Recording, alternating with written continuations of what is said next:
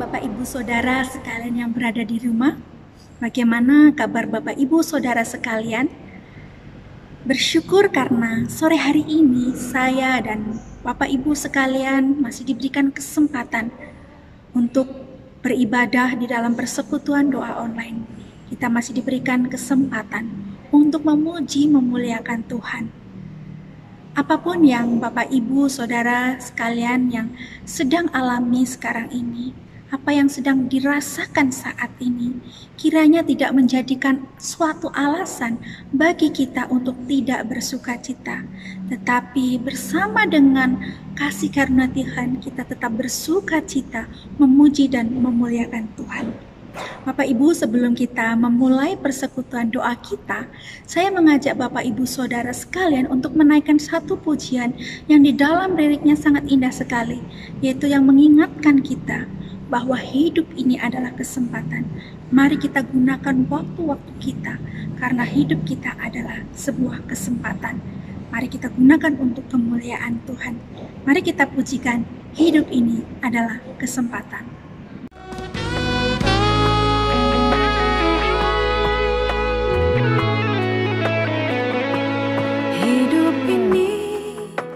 Adalah kesempatan. Hidup ini untuk melayani Tuhan.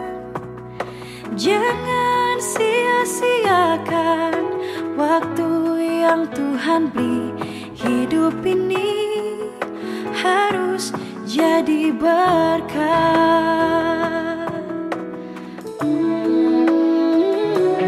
Hidup ini adalah kesempatan. Hidup ini untuk melayani Tuhan. Jangan sia-siakan waktu yang Tuhan beri. Hidup ini harus jadi berkat.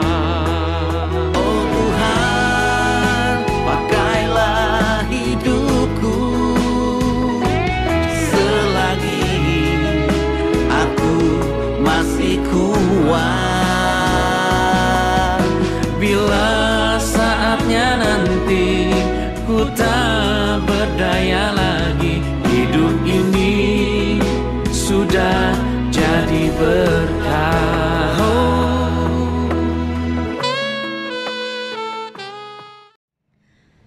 Bapak Ibu Saudara sekalian, pujian yang kita naikkan mengingatkan kita bahwa hidup kita di dunia ini adalah sebuah kesempatan yang Tuhan anugerahkan kepada kita.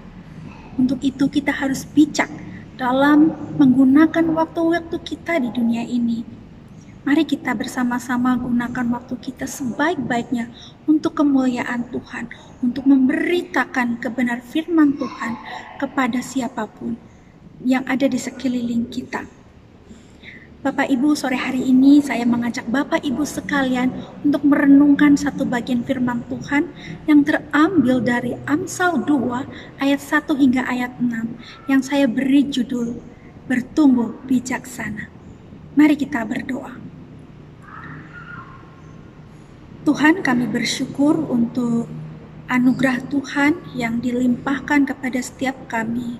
Berkat-berkat yang berlimpah hari lepas hari, berkat kesehatan, berkat pekerjaan, berkat di mana kami masih bisa makan, minum, bernafas, dan sebagainya. Tuhan, kami tahu bahwa hidup kami di dunia ini adalah kesempatan. Dan Tuhan, ajarkan kami untuk hidup bijaksana di dalam menggunakan waktu kami selama di dunia ini. Tuhan, kami mau belajar, merenungkan, mendengarkan sabda Tuhan. Kiranya Tuhan Yesus berbicara kepada kami, sehingga setiap kami boleh memperoleh pengertian, pengetahuan dari kebenaran firman-Mu, dan kami boleh menjadi orang-orang yang bijaksana dan memuliakan nama Tuhan. Hanya dalam nama Tuhan Yesus Kristus kami mengucap syukur dan berdoa. Amin. Bapak Ibu Saudara yang dikasihi Tuhan, dunia hari-hari ini semakin maju, teknologi modern semakin canggih. Melalui internet kita bisa mengakses segala hal. Kita bisa mengakses berita di seluruh dunia. Namun sayangnya Bapak Ibu, berkembangnya teknologi yang modern, yang canggih ini juga menyajikan dilema moral setiap harinya. Melalui internet, anak-anak muda, anak-anak kecil, anak-anak orang-orang dewasa juga bisa mengakses hal-hal yang negatif seperti pornografi, kemudian kekerasan, kemudian ajaran-ajaran sesat. Kita bisa mengakses hal-hal yang lain, bahkan hal-hal yang terlarang pun bisa diakses melalui internet. Hal-hal yang sulit dibeli karena itu ilegal, tetapi melalui internet banyak orang bisa membelinya. Bapak Ibu, tantangan zaman sekarang ini sangat berbahaya. Jika kita tidak hati-hati dan tidak bijaksana di dalam menggunakan waktu kita, di dalam kita menghabiskan hidup kita di dunia ini, kita akan hanyut oleh tawaran-tawaran dunia yang menggiurkan seperti kesenangan, kemudian popularitas, kekuasaan, kemewahan. Itu bisa menjauhkan kita dari Tuhan. Bahkan demi kemewahan, demi popularitas, demi kekuasaan, banyak orang menjual iman mereka, banyak orang menjual Tuhan mereka. Untuk itu Bapak Ibu, sore hari ini saya mengajak Bapak Ibu Saudara untuk belajar dari bagian firman Tuhan, yaitu Amsal 2 ayat 1 hingga ayat yang ke-6. Kita akan belajar untuk menjadi orang bijaksana di tengah-tengah tantangan dunia. Bapak Ibu, firman Tuhan dikatakan di ayat 1 hingga ayatnya yang ke-5 bahwa untuk bertumbuh bijaksana kita harus mencari hikmat Allah. Hikmat Allah itu apa? Hikmat Allah adalah takut akan Tuhan dan pengenalan akan Allah. Takut akan Tuhan itu seperti apa? Jika kita kaitkan dalam kondisi saat ini, takut akan Tuhan adalah kita melakukan apa yang Tuhan kehendaki dan meninggalkan apa yang Tuhan tidak kehendaki. Contoh sederhana Bapak Ibu, dengan adanya virus corona yang semakin buruk, ditambah lagi bencana alam, orang tidak lagi memandang sesamanya. Banyak orang melakukan segala upaya supaya mereka bisa makan. Makanya orang bisa merampok, orang bisa mencuri, orang bisa mengkhianati temannya, orang bisa mengelabui, memanipulasi temannya untuk mendapatkan apa yang dia inginkan.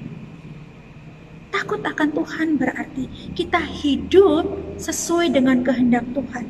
Apapun yang terjadi dalam hidup kita, misal kita kekurangan, atau kita kehilangan pekerjaan, kita mengalami musibah, takut akan Tuhan berarti kita tetap percaya dan mengandalkan Tuhan bahwa Tuhan akan mencukupkan kita. Kita tidak perlu mencuri, kita tidak perlu merampok, kita tidak perlu menipu orang, tapi kita mengandalkan Tuhan. Kita percaya bahwa Tuhan akan mencukupkan kita, umatnya, anak-anaknya, jika kita takut akan Dia. Tuhan tidak pernah meninggalkan kita. Tuhan tidak akan pernah meninggalkan kita kelaparan. Bapak Ibu, ada sebuah cerita bahwa seorang yang percaya, dia sangat bisa dikatakan dia adalah orang miskin. Dia memiliki makanan sehari hanya cukup sehari. Dan suatu saat keluarga ini kehilangan semuanya. Dia tidak punya beras untuk dimasak, dia tidak punya makanan untuk dimakan, tidak ada simpanan untuk bisa beli makan. Tapi mereka adalah orang yang sangat takut akan Tuhan. Mereka hanya bisa duduk dalam satu keluarga, anak, istri, mereka duduk bersama berdoa. Dan Tuhan memberkati mereka. tiba-tiba ada seorang yang mengetuk pintu, yang Tuhan gerakkan hatinya. Katanya hatinya tergerak untuk memberikan mereka makan. Tuhan akan mencukupkan orang-orang yang takut akan Dia. Takut akan Tuhan berarti kita hidup sesuai dengan kehendak Tuhan. Hidup sesuai dengan perintah Tuhan. Kita tidak melakukan hal-hal yang tidak berkenan di hati Tuhan. Itu artinya hikmat akan Allah. Untuk menghadapi tantangan zaman sekarang ini, Bapak Ibu, kita pasti mengalami kesulitan. Kita mungkin kesusahan, kehilangan pekerjaan, anak-anak kesulitan dalam sekolah, kemudian di PHK, penghasilan menurun, yang tadinya bisa lebih, sekarang untuk makan sehari aja susah. Tapi mari kita mencari hikmat Allah. Milikilah hati yang takut akan Tuhan. Bersandar penuh kepada Tuhan. Tuhan akan mencukupkan kita. Tuhan akan menolong kita. Setiap masalah-masalah yang ada, Tuhan akan tolong. Karena Tuhan telah berjanji bahwa anak-anaknya tidak akan pernah kekurangan. Bapak Ibu yang dikasihi Tuhan, banyak orang yang terlahir memiliki kepandaian, tapi mereka tidak memiliki hikmat. Ada orang yang memiliki kepengetahuan, bakat, tetapi tidak memiliki akal sehat. Hikmat atau bijaksana tidak bisa dimiliki oleh orang secara langsung. Berhikmat atau menjadi bijaksana itu memerlukan proses yang cukup panjang.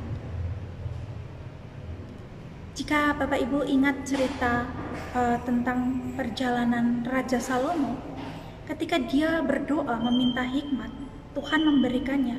Dia tidak langsung berhikmat, dia tidak langsung menjadi orang yang bijaksana. Tetapi ketika dia diperhadapkan dengan pergumulan, bijaksana itu baru muncul karena takut akan Tuhan.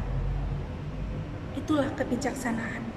Ketika ada seorang perempuan yang datang kepada Raja Salomo, di mana dua orang perempuan ini merasa bahwa bayi itu adalah anak mereka, Raja Salomo harus memberikan keadilan, harus menyelesaikan konflik ini, harus bisa menunjukkan mana ibu yang sebenarnya.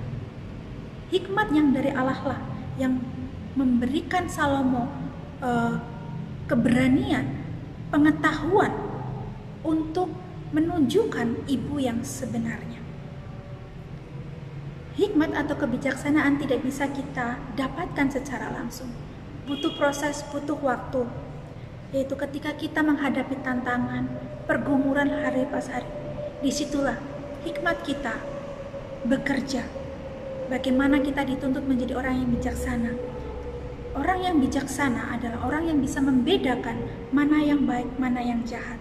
Orang yang bijaksana adalah orang yang bisa memprioritaskan Tuhan di atas segala-galanya.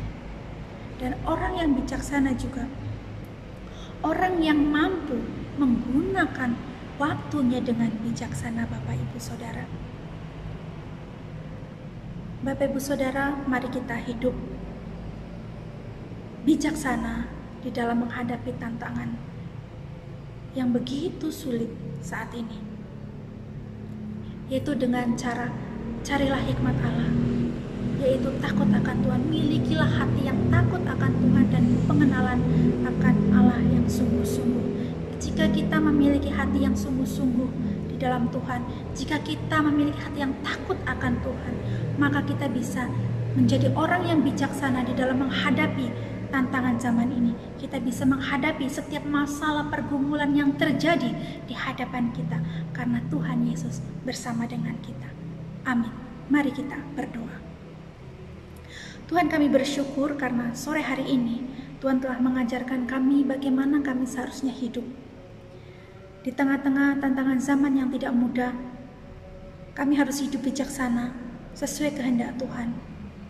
Tuhan, tolong kami untuk bisa memiliki hati yang takut akan Tuhan, pengenalan Allah yang sungguh-sungguh, sehingga kami boleh menjadi anak-anak Tuhan yang bijaksana di dalam menghadapi segala tantangan yang ada Tuhan, bersama dengan Tuhan. Terima kasih untuk firman Tuhan sore hari ini yang boleh menguatkan setiap kami. Hanya dalam nama Tuhan Yesus Kristus kami mengucap syukur dan berdoa. Amin. Bapak Ibu, kita akan masuk ke dalam doa-doa syafaat. Mari kita menyiapkan hati, kita akan bersama-sama berdoa syafaat. Yang pertama, kita doakan untuk jemaat kita yang sedang dalam proses penyembuhan ataupun yang sedang sakit. Mari kita berdoa. Ya Bapa, kami bersyukur untuk kesempatan yang Tuhan berikan kepada kami, anugerah kesehatan yang diberikan kepada kami, sukacita, damai sejahtera yang Tuhan berikan kepada kami. Kami bersyukur Tuhan, hanya ucapan syukur dan terima kasih yang berlimpah-limpah yang hanya bisa kami naikkan ke hadirat-Mu. Tuhan, kami datang membawa doa-doa kami secara khusus untuk jemaat-Mu yang sedang lemah tubuh, yaitu dalam proses penyembuhan. Ada Bapak Chandra Surya, Ibu Suprapti, Bapak Heri Cahyanto, Ibu Yuli, Ibu Ishak, Bapak Edi Jemadono Mulyo, Bapak Iswahyudi, Ibu Yasin, dan Ibu Suratman. Tuhan, kami menyerahkan mereka ke dalam pimpinan Tuhan, kiranya tangan Tuhan mengulurkan sehingga mereka boleh mengalami mujizat kesembuhan yang daripada Tuhan. Kiranya Tuhan juga selalu senantiasa memberikan mereka sukacita, damai sejahtera di dalam hati mereka, sehingga mereka tetap setia di dalam Tuhan hari lepas hari. Tuhan, kami juga berdoa menyerahkan untuk pergumulan jemaat-Mu hari lepas hari yang sedang bergumul di dalam ekonominya yang menurun, sedang bergumul mencari pekerjaan, sedang bergumul bagaimana untuk mendapatkan biaya untuk mensekolahkan anak-anak mereka, bergumul di mana anak-anak mereka harus sekolah melalui online yang tidak mudah. Tuhan yang akan tolong mereka.